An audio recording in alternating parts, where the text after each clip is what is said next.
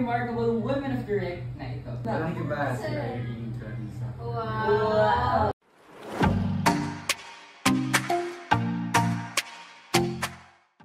What's up, Derecadas? I am Amy. I'm Mars, and we are your Derek Casters. We are down to our last episode of Herstory Trivia Challenge! Nako, marami na tayong sinubok last time. Pero today, hindi sila magpapahuli dahil mas marami pa tayong susubukan. Tama yan kaya. Ready ka na ba? Ready na ba sila Tara sa na? atin? Tara na! Sinong karakter sa nobela ni Rizal na sumisimbolo sa pagpapahirap ng mga Espanyol sa inang bayan at kilala sa kanyang linyang Crispin Basilio? Galing. Sino kaya ito?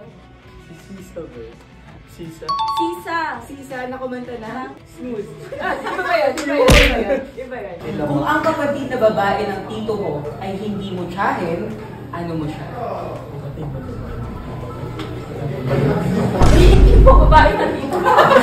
One eternity later. Sa tingin mo, Sir Rich, ano itong software application ang nagamit ng isang female senior citizen para makabuo ng warehouse management system? Letter A, Black Blast. Letter B, Tetris. Letter C. Shark. Si Lark. Sure na? Sure na sure! Sino ang Filipina beauty queen na kinoronahan bilang Miss Universe 2018 na kilala sa kanyang lava walk at iconic Ibong Adarna inspired gown? Si Miss Catriona Gray.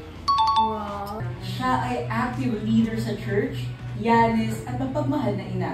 Mula sa pagiging katanda ni Ma'am Cor sa pag-host ng mga events during early days si Direk, hanggang sa pagiging inspirasyon sa husay niya sa pagsasalita at pag-manage ng team. She now leads with the heart and excellence as our HR manager. Sino kaya ang remarkable women of Direct na ito? Walang iba, sila yung Clarissa. Wow! Siya lang naman ang wifey, sir. Magkakamali ka ba? Ay! Ano po kaya yung direct core value or core value ni Direct na nakikita nyong nangingibabaw sa personality ni Ma'am Ai and bakit? Your body is drive. Kasi every time na nakausap ko siya, kahit nasa bahay or pauwi kami ng bahay, talagang yung heart niya is naiiwan pa rin sa Direct. Kaya nasa bahay na kami kasi maraming conversations kami with you guys. Anything. Mga ginagawa niya. Ayun. So, happy Women's Month for my wife. Diane, and also sa nanay ko.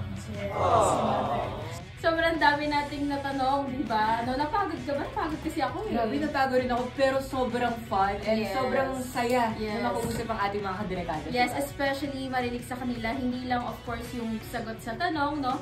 And to also see how they help us promote or encourage everyone for women empowerment. Tama yan. Kaya naman, Ate Marcy, ako naman yung merong tanong. What aspect of being a woman do you like the most?